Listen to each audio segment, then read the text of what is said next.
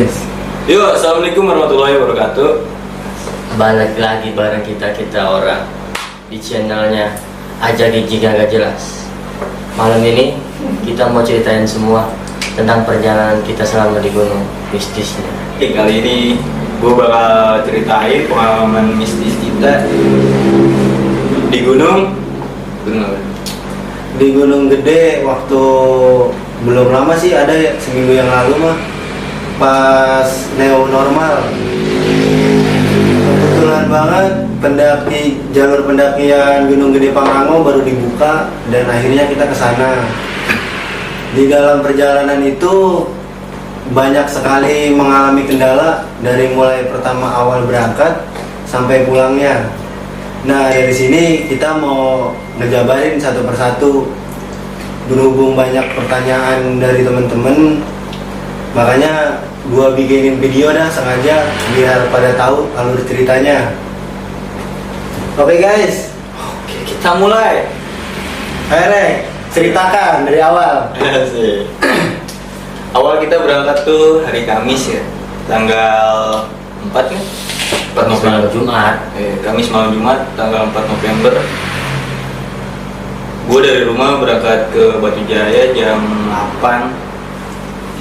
Terus gue nemuin teman-teman gue. Terus gimana anjing? Ulang. Ya, kita kumpul di suatu tempat, di mana tempat kita kumpul semua. Pulang dah. Dari situ kita perjalanan estimasi menuju dari Batu Jaya menuju Bogor. Waktu itu kita pilih mana? Pia Putri. Pia Putri, ya? Nah, berhubung gua kan punya planning kan berangkat jam 11 malam. Nah, emang dari awal pendakian juga, dari awal gua pertama berangkat dari rumah emang banyak kendalanya. Udah janggal lah ya. Iya. Udah janggal. Cuma kita maksain gitu. Ya bismillah aja, mudah-mudahan gak terjadi apa-apa. Dan akhirnya gua maksain, pas gua lagi prepare, sepatu gua ketinggalan di rumah yang Kerawang. Nah, otomatis gua mulur waktu dong. Jadi yang tadinya berangkat jam 11, gua akhirnya berangkat hampir jam 12-an lah.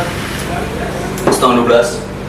Setelah gua habis ngambil sepatu, gua prepare ulang, gua ngejemput salah satu temen gua lagi di Bekasi, yaitu si Tiara. Setelah gua ngejemput dia di Bekasi, gua berangkat dari Bekasi menuju Bogor sekitar setengah satuan. Nah, di awal perjalanan dari Bekasi ke Bogor, kita emang udah nyasar guys. Gak tahu itu nyasar kemana tau. Dari Google Map biasa. Dan akhirnya kita bener-bener maksain terus berangkat.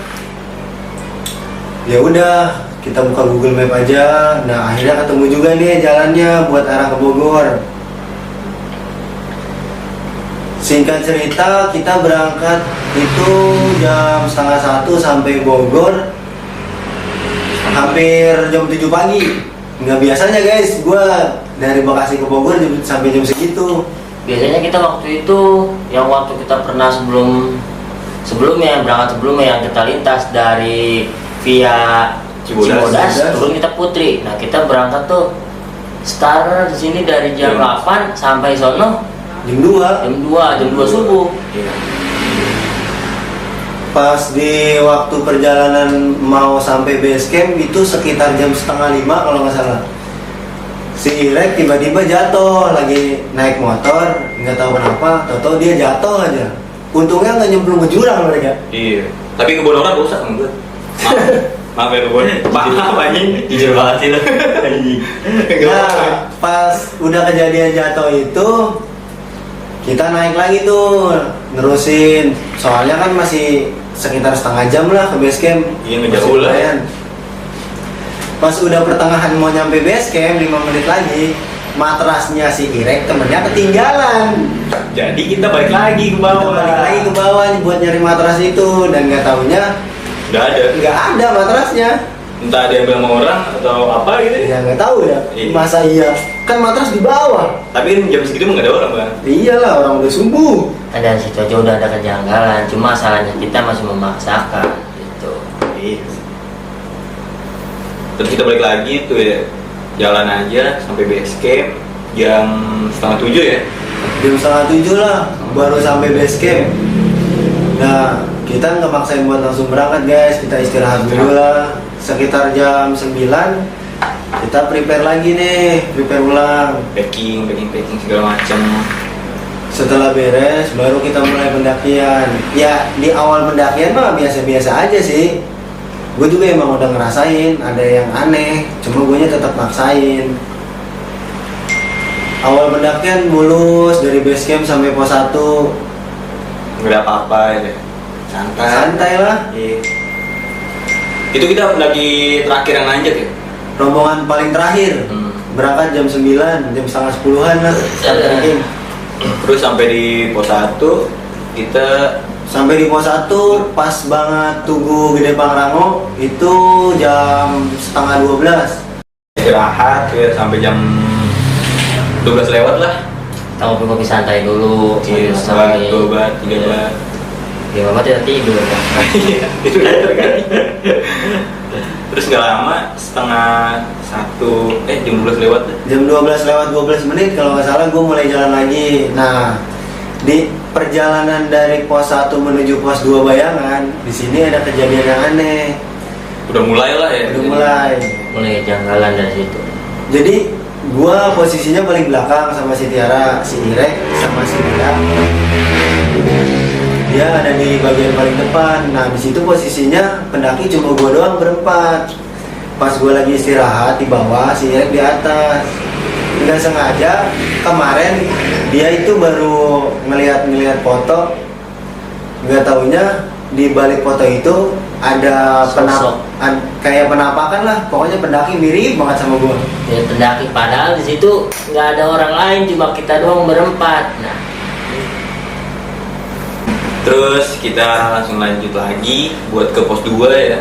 Nggak ada Pas apa-apa. nyampe pos 2 alhamdulillah aman. Lancar lah. Di situ sampai pos 2 kita hampir jam 2-an ya. Jam 2. Pokoknya estimasi setiap pos 1,5 jam lah kurang lebih. Itu udah paling nyantai, gue jalan paling belakang, si Irek paling depan sama temennya. Setelah pas nyampe pos 4, rombongan kami terpisah menjadi 2, si Irek sama si Dea, gua sama si Tiara paling belakang. Di situ itu posisi udah mau maghrib kalau nggak salah, sekitar 4:30 lah. Start trekking dari pos 4 4:30, gua nyusurin terus. Kondisi di situ bener-bener udah gelap. udah nggak ada cahaya penerangan lain selain headlamp yang ada di kita pakai gitu. Cuma gua maksain buat nggak pakai headlamp sih, terus buat nyari jalan. Nah, di pertengahan pas mau ke pos 5, gue istirahat di pinggir jalur pendakian. Di situ si Tiara emang udah kecapean. Gue juga nggak tega ngeliat dia, masa iya sih mau gue tinggal. Otomatis kan gue tungguin. Pas gue lagi nungguin dia istirahat, gue nggak sengaja nengok ke samping kiri. Gue inget banget di situ jalur samping kiri itu kan semuanya jurang. Pas gue lihat di balik pepohonan kayak ada yang ngintip, nggak tahu dah. Wujudnya mah bener-bener mirip banget lelaki. Pas gue lihat balik, dia kayak seolah-olah nyumput di balik pepohonan. Mungkin malu kali dia kalau kita lihat. Kali. Pokoknya mulai dari pos 4 ke 5, sosok itu tuh bener-bener ngikutin terus. Sampai akhirnya kita maghrib udah sampai Surken. Singkat cerita, si Irek sebelum maghrib dia udah sampai Surken. Gua masih di perjalanan buat sampai pos 5. Nah, di tengah perjalanan sebelum nyampe Surken sekitar 5 menit lagi lah. Di situ kan ketemu trek landai banget. Pas mau ke Surken tuh ya. Posisi maghrib. Di situ gua emang udah bener-bener maksain biar sampai Surkennya nggak agak gelap lah. Gua inget banget, gua disusul sama pendaki 1. Nah, jaraknya tuh kayak 50 meter dari gua di belakang. Si Tiara mah nggak tahu bahwa di belakang itu ada yang ikut. Gua nengok ke belakang nggak sengaja. Cuma gua nggak ngeliat ke bawah. Cuma masih doang, wah ini bener pendaki. Gue jalan, pas gue nengok ke belakang lagi, nggak tahu itu pendaki istirahat apa kemana. Pas gue tungguin di surken, pas gue sampai surken, itu pendaki nggak ada guys. Gue cari nggak ada sama sekali itu orang. Jangan-jangan yang ngintip lu ya? Ya mungkin, ya walau alam lah. Pas gue sampai surken, bener-bener udah gelap banget ya. Iya, gelap itu Bang. Saya udah maghrib. Cuacanya kabut parah guys. Kabutnya tebel. Terus kita juga udah siap buat pakai klaim ya. Di situ kita udah pakai film semua, udah persiapan. Kita lanjutin perjalanan buat nyari tempat buat bikin tenda. Setelah jalan dari pas banget pintu masuk Surya Kencana sampai pintu masuk buat ke arah Summit, tempat perkemahan Camp Drone, itu kita jalan kalau nggak salah 1,5 jam baru sampai Camp Drone. Cuacanya kabut full, jarak pandang cuma 1 meter juga enggak lah, tebel banget. Parah itu. Nanti perjalanan kita mau ke camping ground udah sampai tengah jalan tuh ya. Nah, lu di situ nemu apa nih? Gue kayak ada orang duduk di batu tuh tengah-tengah. Nah, yang di batu yang paling gede ya? Iya, nah di situ tuh. Kayak orang duduk pas gue senterin dari jauh kan ya. Wah, kayak orang. Gue nanya kan sama lu kan ya, bang itu orang. Terus lu bilang deketin aja dulu. Ya kali orang. Pas dideketin katanya batu. Iya emang bener, kalau dari jauh bener-bener banget orang lagi duduk, mirip banget. Kayak lagi sila gitu petapa ya. Ya pas gue deketin ya emang gak ada apa-apa, cuma batu doang sih. Singkat cerita kita sampai Camp Drone. Di situ bener-bener udah suasana udah rusuh guys. Gua di situ udah marah-marah, nyari tempat tenda nggak dapet. Akhirnya si Irek mutusin buat naik ke atas sedikit. Di situ dia nemu tempat buat ngedirin tenda, cukup lah buat kita berempat. Setelah kita bikin tenda rapi, beres-beres, prepare segala macem lah. Nah di situ cuacanya kabutnya bener-bener nambah parah. Gue inget banget pas gue buka ventilasi udara tenda belakang, pas gue selerekin aman. Gue cuma buat nyari udara doang, soalnya pengap banget, nggak ada udara. Gue masak juga di dalam. Kok juga di dalam gitu ya? Pokoknya udah serba di dalam, gak ada yang berada di luar, soalnya cuacanya parah. Angin juga nih.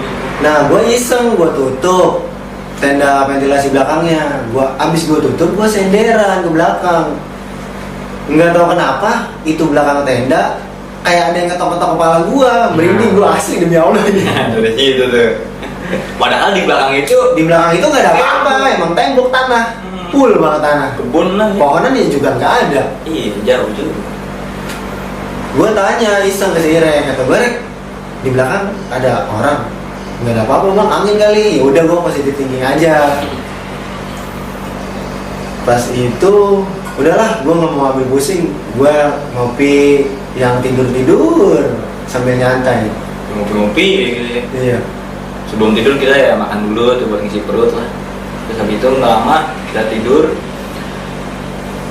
Bangun jam 6. Jam 6 gue udah bangun. 6 udah bangun. Tadinya juga mau summit tuh ya. Terus gue kebangun jam 3:30. Pas gue lihat ya udah tembok semua. Jadi nggak memungkinkan gitu buat summit. Jadi gue kira tidur lagi.